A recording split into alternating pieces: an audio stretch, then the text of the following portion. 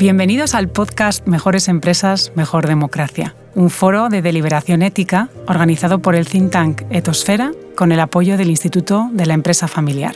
Ante el desafío de la reconstrucción de un nuevo espacio público donde la libertad, la igualdad, el pluralismo, así como el bien, la justicia y la verdad puedan seguir siendo valores rectores de nuestra convivencia, hemos puesto en marcha este foro, donde queremos generar una inteligencia colectiva en torno a cuestiones de interés estratégico para nuestra comunidad política en la actual democracia digital. Y lo hacemos activando la responsabilidad de liderazgo moral de nuestro país, a través de un grupo de profesionales de diferentes ámbitos: el Estado, la empresa, la sociedad civil y los mercados. Pero sin duda, el elemento diferencial de este foro es la vocación ética y crítica de la deliberación. En esta sesión vamos a hablar de los sistemas éticos como base de buena gobernanza en democracia. Para ello, contamos con dos profesores de Filosofía Moral y Ética, Diego Garrocho y Jorge Úbeda. Diego Garrocho es profesor en estas materias en la Universidad Autónoma de Madrid y vicedecano de investigación de la Facultad de Filosofía y Letras. Es además director de opinión de ABC y presidente del Consejo Académico de Etosfera. Jorge Úbeda es profesor asociado de Filosofía en la Universidad Complutense de Madrid y ha sido director académico de Escuela de Filosofía, una actividad que continúa a través de Transfilosofía. Es además, en su vertiente más social, director de la Fundación Promaestro. Cedo la palabra a nuestros invitados de hoy, que nos hablarán de en qué consiste realmente una metodología ética y cómo puede aplicarse para la toma de decisiones, tanto en el seno de las empresas como en el Estado. Bienvenidos. Bueno, pues muchísimas gracias, Elena. Para mí es un placer singular volver a casa por muchos motivos. A casa porque Etosfera es mi casa, a casa porque Jorge de alguna manera es casi una especie de hermano mayor en mi biografía. Antes se notaba más la diferencia de edad, yo creo que ya vamos empatando más, pero Jorge siempre hizo cosas que yo admiré y que yo consideré que merecían la pena ser tomadas en cuenta en el ámbito filosófico en España, y en casa también porque me encuentro aquí con personas conocidas, incluso con personas a las que no tenía el placer de conocer, pero sí tenía la suerte de poderlas admirar en la distancia. El tema que nos convoca hoy no es un tema sencillo, y yo creo que quienes nos dedicamos profesionalmente a estudiar cuál es el objeto de aquello sobre lo que tenemos que pensar hoy, cada vez podemos tenerlo menos claro. Pero esto no obsta el que tengamos necesariamente que brindar algunas claves muy sencillas que aspiren a hacer sencillo el que sepamos de qué hablamos cuando hablamos de ética. Y a mí me gusta señalar que hay conceptos que mueren de éxito, conceptos de los que se habla tanto, de los que se abusa tanto y que gozan de un prestigio social tan intenso que en muchas ocasiones se proyectan pero se acaban desgastando, ¿no? Nietzsche decía que eso le pasaba a las palabras, que a través del uso iban perdiendo la efigie. Y en este foro de deliberación ética, Mejores Empresas, Mejor Democracia, era forzoso el tratar de presentar unas nociones mínimas acerca de en qué consiste la ética, en qué consiste la deliberación ética y cuáles son los modelos esenciales a partir de los cuales podemos reconstruir ese quehacer ético. Con respecto a qué sea la ética, lo primero que tengo que señalar o que querría señalar es algo que hacían los teólogos medievales, que es decir, qué no es la ética. Y la ética no es una cuestión vinculada a la santidad, ni a la bondad espontánea, ni a una colección de personas que fueron singularmente excelentes por fruto del azar. La ética como disciplina filosófica es el resultado de la inteligencia. Es una construcción social que se interroga acerca de nociones que son claves: el bien, el mal, la justicia, la injusticia, la igualdad, pero que es fruto o que es el resultado de la deliberación de personas que, con una especial intensidad y con una especial, digamos, pericia y acribia y exactitud, fueron capaces de explicar algo tan complejo como cómo debemos elegir. Y esto es así porque la ética, de una manera casi banal, pero a mí me gusta presentarlo así, tiene que ver con la elegancia, tiene que ver con la posibilidad de elegir mejor. Y ser elegante es exactamente eso, ser capaz de elegir.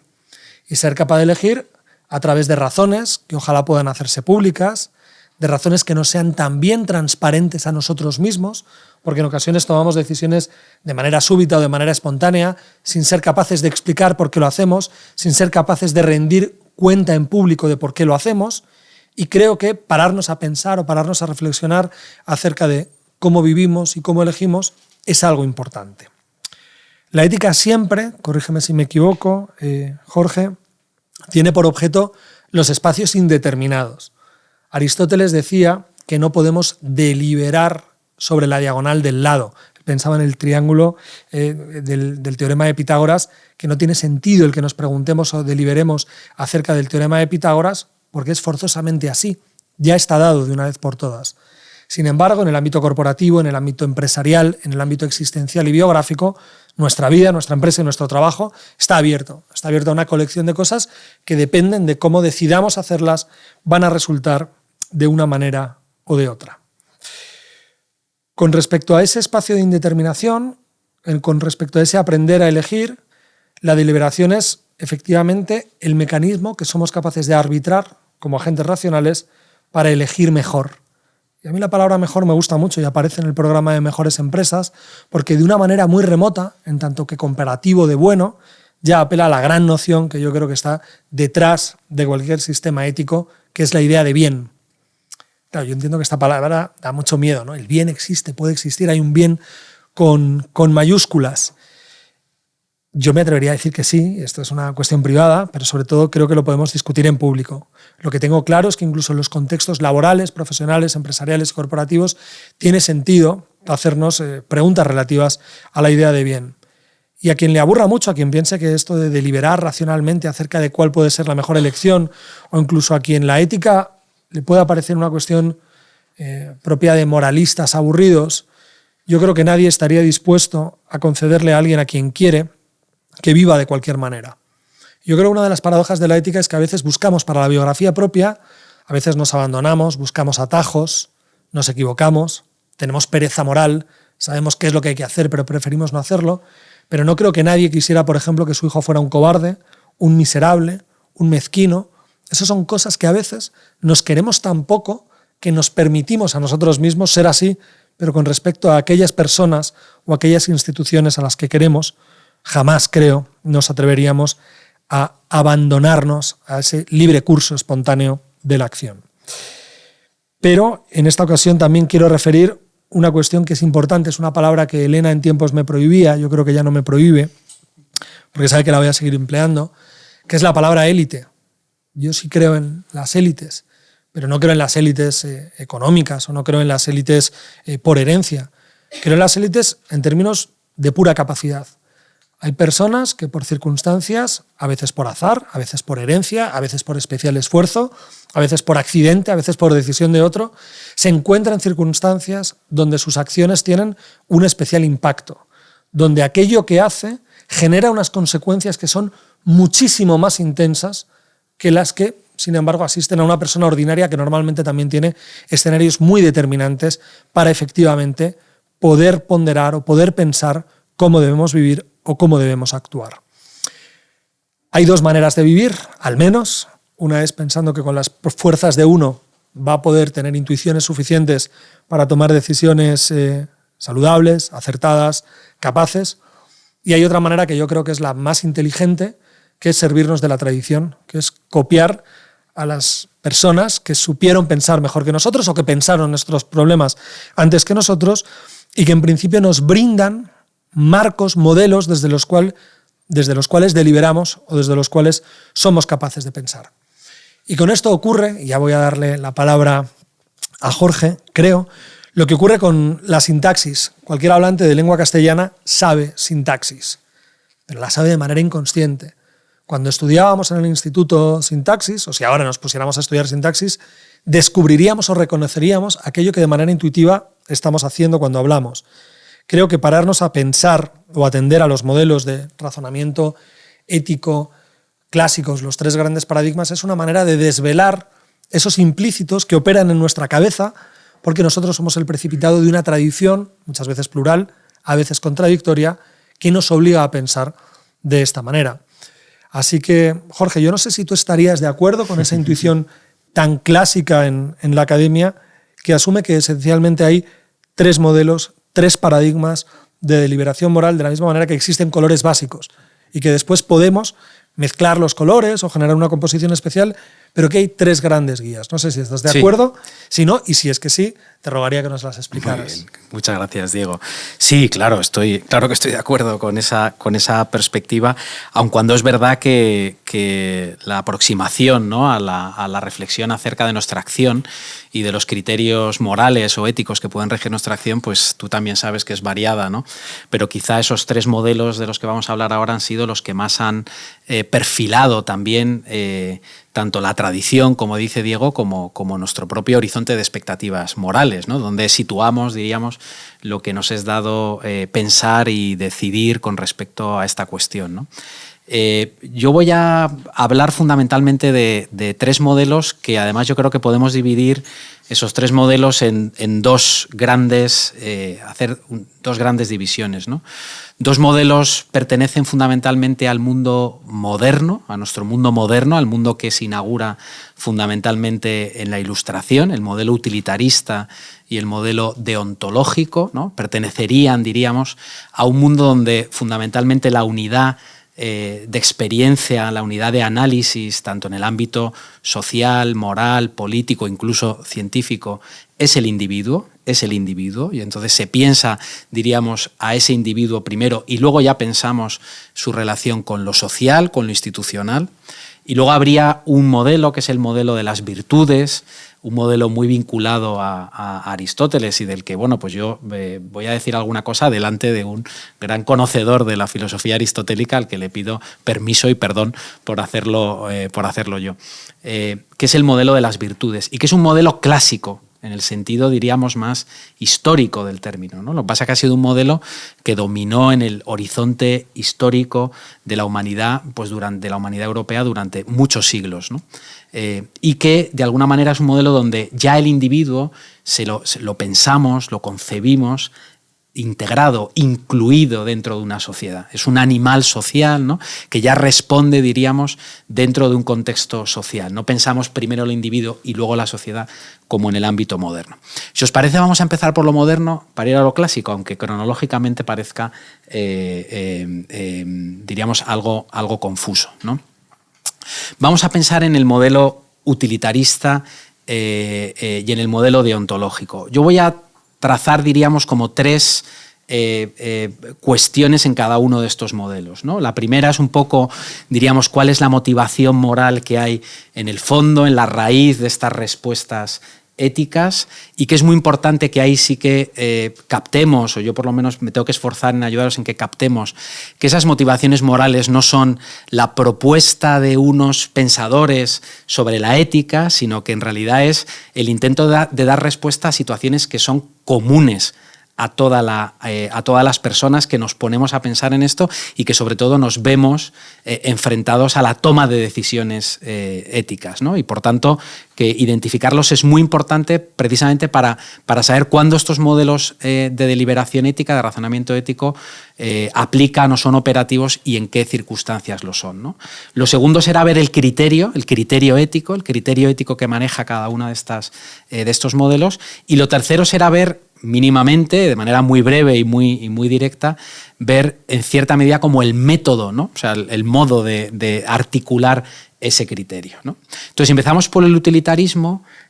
Diríamos, ese primer elemento que es la motivación moral, podríamos decir que consiste fundamentalmente en dotar de criterio ético precisamente aquello que es una experiencia elemental y común de todos los seres humanos. Y es que en todas nuestras acciones buscamos nuestro propio interés.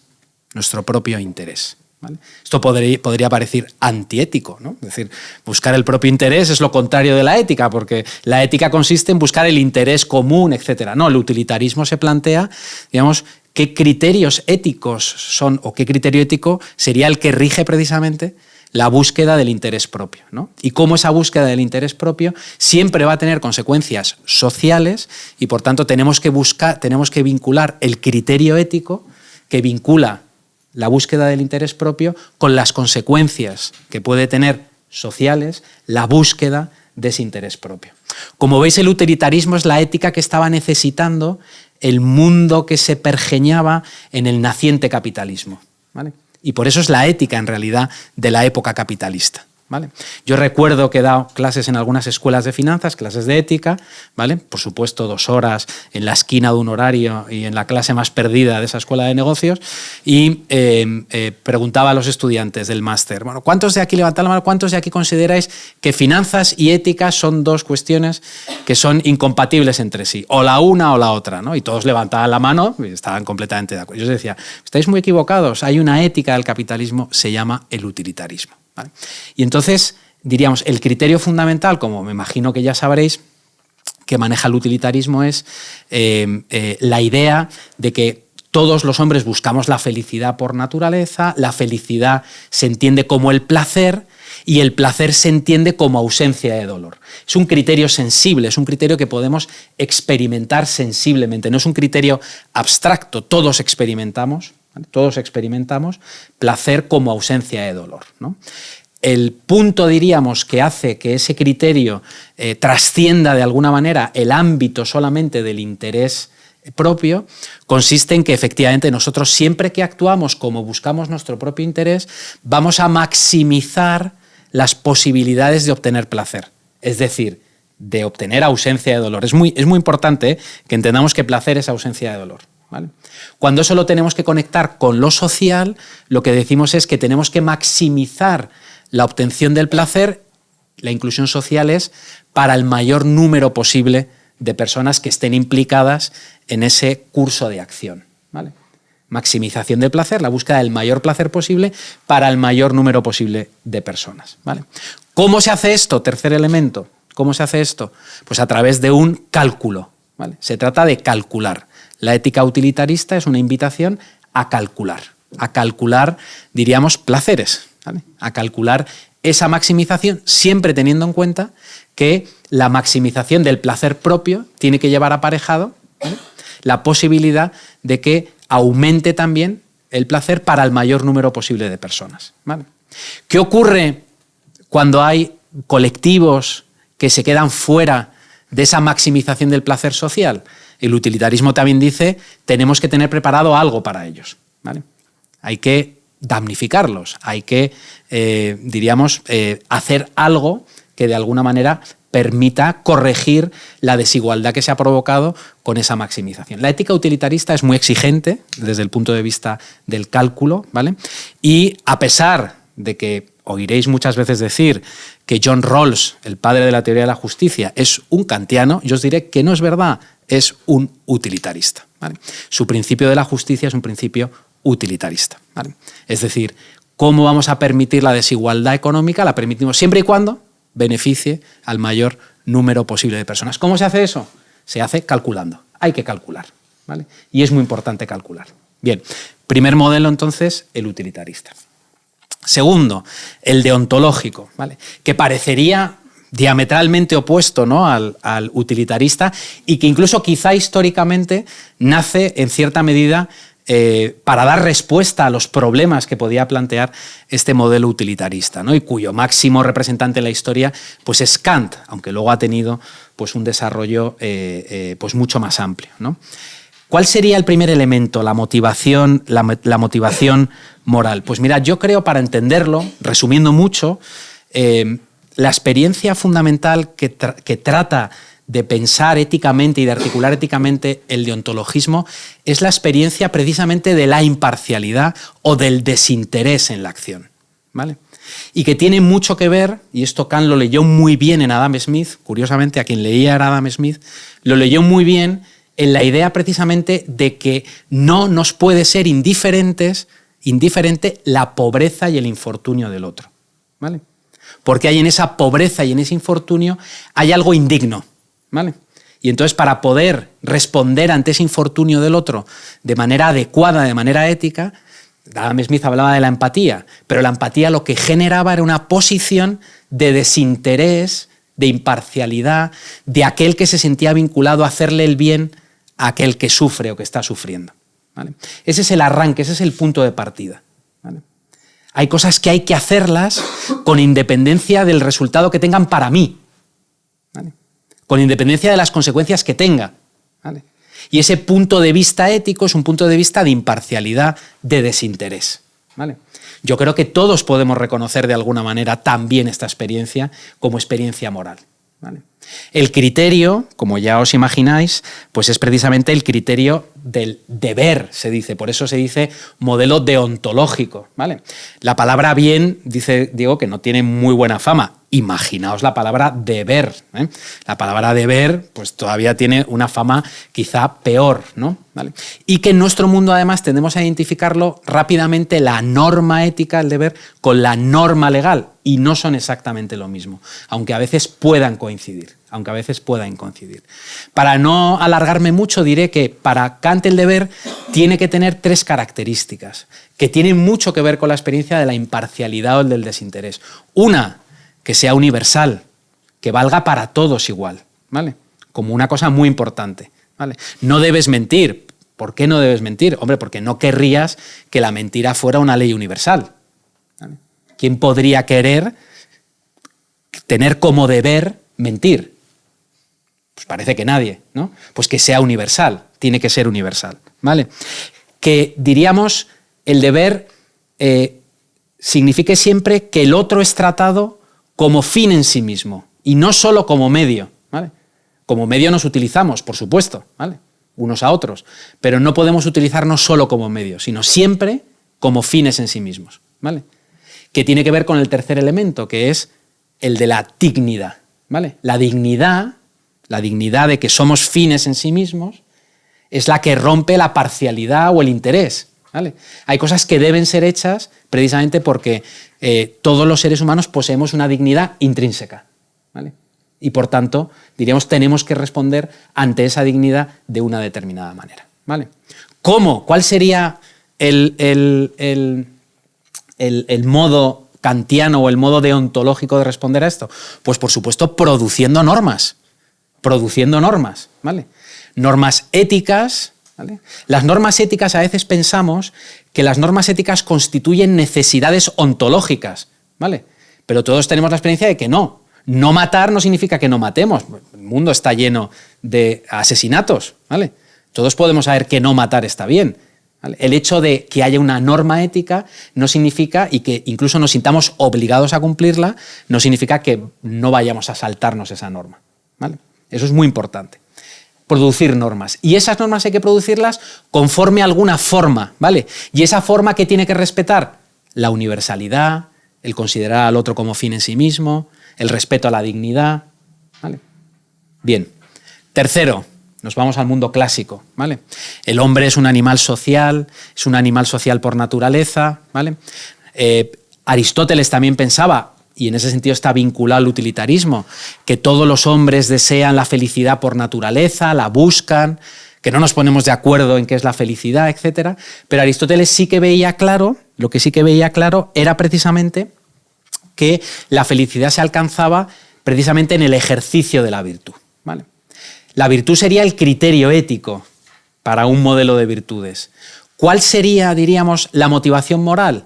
Precisamente el hecho de que convivimos socialmente en grupos y que esa convivencia social es la que, diríamos, motiva en nosotros el hecho de que tenemos que llevar determinadas conductas, ¿vale?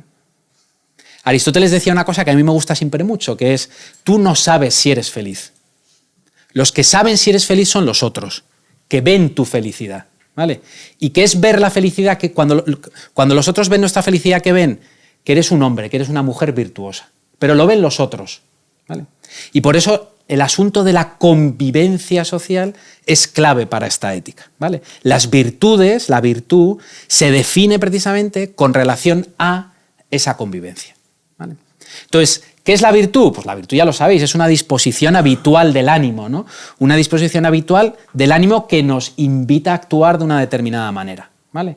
Aristóteles pensaba que había virtudes éticas, que son aquellas que, pues, la templanza, la serenidad, la valentía, etcétera, ¿no? Que se ejercitan con el hábito, ¿vale? Y que además, diríamos, lo fundamental, y sería el tercer elemento, lo fundamental de estas virtudes éticas, lo fundamental es alcanzar un justo medio entre dos extremos, que no se definen en términos absolutos, sino que se define siempre en términos relativos. Es decir, ¿relativos a qué? a la situación, relativos también a la persona, ¿vale? Si yo tengo fobia a las arañas, ¿vale?, para mí la valentía a lo mejor está un poquito más cerca de la cobardía cuando me tengo que enfrentar a una araña en mi habitación, que no lo hago nunca, ¿vale?, porque dejo que otros se enfrenten a tamaña amenaza, o, diríamos, está más cerquita de la cobardía. Yo me alejo un poco de la cobardía y soy muy valiente contra las arañas, ¿vale? Meterme en el agua nunca me ha dado miedo. Conozco gente que eso de tirarse a la piscina pues te resulta una cosa. Pues para mí ser valiente en eso es estar, diríamos, más cerca, diríamos, de la cobardía, ¿vale? Se mide ese término medio en relación con quién soy yo, las circunstancias, etc. Pero hay otro catálogo de virtudes que además está, diríamos, hecho de pocas, pero que la fundamental es la siguiente, que no es, diríamos, una virtud. Es fruto del hábito, pero, diríamos, es la que unifica de alguna manera todas esas virtudes y la que nos permite de alguna manera actuar moralmente. ¿Qué es la que llama Aristóteles? Bueno, los latinos la tradujeron por prudencia, ¿vale?, por prudencia, y que en griego se dice phronesis, ¿no? Y bueno, pues ahí discutimos mucho si prudencia es una buena traducción, ¿vale? Porque ahora prudencia nos parece que es una persona, ¿no?, que tiene algún sentido peyorativo, pero la palabra es prudencia, que podríamos decir sabiduría práctica, ¿no? Sabiduría práctica, que es lo que tiene que ver precisamente con la deliberación, ¿no?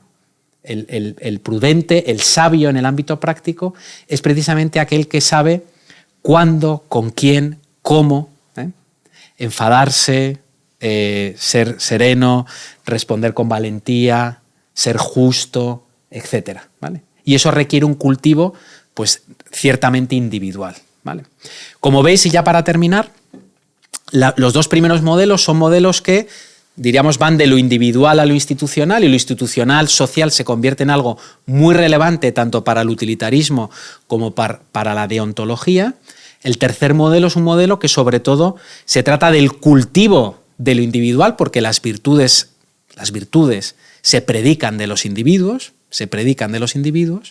pero que es, diríamos, una virtud y unas virtudes que de alguna manera tienen un impacto precisamente para la convivencia, ¿no? El que en una comunidad política, como dice Aristóteles, esa comunidad política esté formada por personas virtuosas, hace de esa comunidad política una comunidad política mejor, donde es más fácil que todos alcancen la felicidad, ¿vale? Y esta sería un poco la presentación de estos tres modelos éticos, Diego, y yo creo que lo que nos queda es ver un poco, bueno, vale, deliberar, hay que decidir, pero ¿qué pasa cuando llegamos a ese momento de la decisión, ¿no? Ahora yo tenía que hacer un punteo, teóricamente, sobre esta última parte, pero a mí me gusta mucho más oír a Jorge que oírme a mí, entonces voy a usar un poco de la amistad con Jorge y le voy a volver a pasar el balón a través de tres preguntas que creo que nos van a servir para aterrizar las cuestiones que hoy vamos a abordar.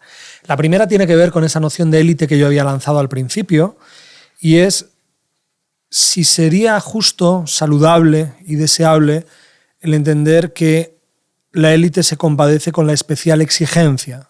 Quiero decir, quien más puede, quien es capaz de traducir su acción a una transformación mucho más real, quien tiene en su mano generar un impacto grande, si esa capacidad de impactar sobre el mundo debe ser directamente proporcional a la exigencia en ese proceso deliberativo. Alguien que por cualquier circunstancia viva apartado del mundo, viva apartado de la ciudad, no tenga contacto con otros, puede a lo mejor vivir más alegremente. Pero los momentos de nuestra biografía en la que se nos sitúa en momentos de especial responsabilidad, me pregunto si una buena manera de concebir esa responsabilidad y esa condición de élite tiene que ver con esa toma de decisiones donde una persona se hace cargo. Como no tenemos tanto tiempo, voy a hacer como las tesis doctorales, es que hago algunas preguntas y tú coges la que quieras. Luego hay otra cuestión relativa a los modelos, y los has explicado brillantemente, pero creo que en el ámbito corporativo y también en el ámbito de decisión vital, la gran pregunta es si son incompatibles, es decir, si nos pueden llevar verdaderamente el acogernos a una tradición u otra, a decisiones que sean divergentes y no compatibles, o si hay manera de conciliar, o si a fuerza de inteligencia, deliberación, conversación y pluralismo, podríamos integrar algo así como un modelo de razonamiento, si no perfecto, sí que integrara todas las virtudes, o si no, o si hay que elegir, y en el fondo esto es una manta corta donde uno va a tener que acabar decidiendo si se deja fuera un pie o si se deja fuera la mano. Y una última, que es una provocación completa, pero que creo que tiene sentido, a mí me persigue porque creo, y desde luego en el ámbito de teoría de la acción racional, teoría de la decisión, normalmente estudiamos muchísimo esa ponderación de daños, esos modelos de racionalidad. Ahora con la inteligencia artificial se habla muchísimo de cuál puede ser la mejor solución, pero yo en ocasiones creo que en ética hablamos demasiado poco, no de cuál es el mejor curso de acción posible o la mejor manera de deliberar, sino por qué en ocasiones sabemos cuál es la decisión correcta y aún así no la tomamos, ¿no? Aquello de Ovidio, de vidio meliore, provoco e deteriora sequor, veo lo mejor y lo apruebo, pero en el fondo acabamos siguiendo lo peor. Así que con estas 3 preguntas, como digo, responde a la que quieras o a las que quieras, porque debería haberlo resuelto, pero me interesa mucho más. Bueno, tu yo respuesta. creo que las 3 tienen también su hilo, ¿no? Entre ellas, yo creo.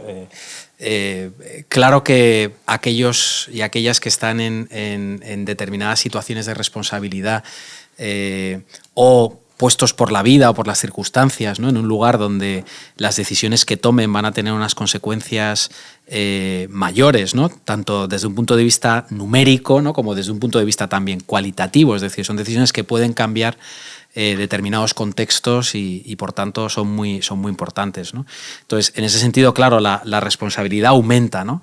Mi pregunta muchas veces es si también aumenta la conciencia de los límites de la capacidad de decidir, ¿no? Muchas veces tengo la impresión de que en esas situaciones también las personas que están en esas situaciones tienen en la cabeza y en la circunstancia una conciencia de estrechamiento, ¿no?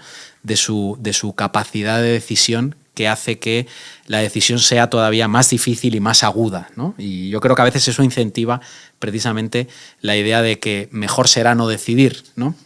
Y eso, bueno, pues sería muy interesante hablar, ¿no? De las consecuencias éticas que tiene no decidir, porque no decidir es también una decisión ética, ¿no? Y entonces sería interesante verlo. Pero en principio sí, las élites en este sentido del que has hablado, les podríamos asignar con justicia una mayor responsabilidad, a unas sabiendas de que a lo mejor esa mayor responsabilidad lleva aparejado también una mayor conciencia de los límites con respecto a la capacidad real que se puede llegar a tener, ¿no? Los modelos éticos no son necesariamente incompatibles entre sí desde el punto de vista, yo creo, de la acción concreta, ¿no? En la que se pueden encontrar las instituciones, los colectivos y los individuos. Y de hecho yo creo que en general lo que nos suele pasar es que muchas veces se solapan algunos de estos criterios, ¿no? La reflexión ética, al ser, diríamos, la ética pensada, pues muchas veces plantea los modelos como modelos fijos, modelos estancos, ¿no?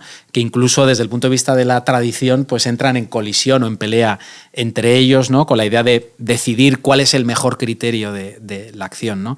Pero en realidad yo creo que en la dimensión individual todos nos vemos muchas veces ante situaciones en las que un criterio utilitarista es el que vemos que tiene mayor sentido aplicar aquí, pero que de alguna manera el hecho mismo de que haya una parte de un colectivo social que no vaya a obtener ningún beneficio de una decisión activa en nosotros un criterio deontológico, ¿no? Debemos atender a esas personas, ¿no? Debemos atenderlas, no podemos dejarlas fuera, ¿no? Es decir, se activa de alguna manera ese deber, ¿no? Y luego, claro, en el hecho mismo de cómo se ejecutan las acciones, cómo se hacen, cuál es la disposición de ánimo con las que se va a ellas, ¿no? Pues la cuestión de las virtudes, ¿no? Forma parte también de todo ese entramado. No deberíamos verlas necesariamente como incompatibles, ¿no? Aunque en muchos momentos podemos encontrar que sí que pueden entrar en conflicto los criterios, ¿no? Y que entonces en ese momento, bueno, pues hay que decidir, y decidir, bueno, pues significa también cerrar, y cerrar significa pues que uno puede equivocarse, o que a lo mejor acierta, o que a lo mejor simplemente aprende, ¿no? Y ve qué es lo que puede hacer, qué es lo que puede hacer después, ¿no? Y con respecto a la tercera, claro, yo no sé si abres ya una dimensión de carácter existencial, incluso me atrevería a decir que espiritual. Hablabas de Séneca, ¿no? Pablo de Tarso también decía aquello, hago lo que no quiero, ¿no? Y en fin, esta experiencia que tenemos también precisamente de que efectivamente el hecho mismo de saber o de conocer o de ver qué sería lo óptimo en una circunstancia dada, como os decía antes, no lleva aparejado la necesidad ontológica, ¿no? Es decir, y ese es quizá el gran límite, el gran misterio, el gran enigma, si queréis, de la acción moral y de la acción ética humana, ¿no? Y es que hay un resto de indisponibilidad con respecto a nuestra decisión final, a nuestra acción final.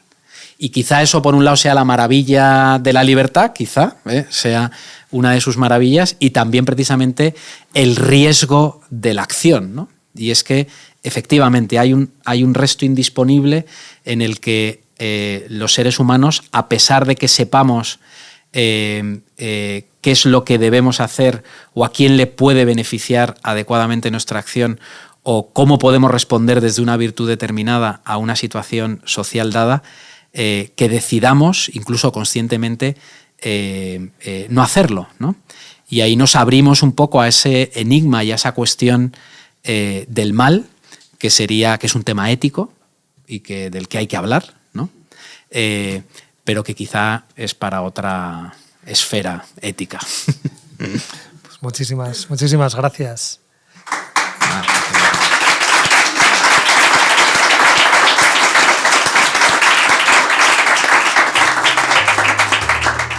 Bueno, hemos escuchado hoy a Diego y a Jorge hablarnos de manera magistral de cómo incluir los principales sistemas éticos para mejorar la toma de decisiones, sistemas como el utilitarismo, la deontología y la ética de la virtud. En las próximas sesiones de Mejores Empresas, Mejor Democracia, aplicaremos estos mismos sistemas a los retos que consideramos más críticos en estos momentos: la desigualdad y la inteligencia artificial. Gracias por seguirnos y os esperamos en nuestra próxima sesión. Hasta pronto.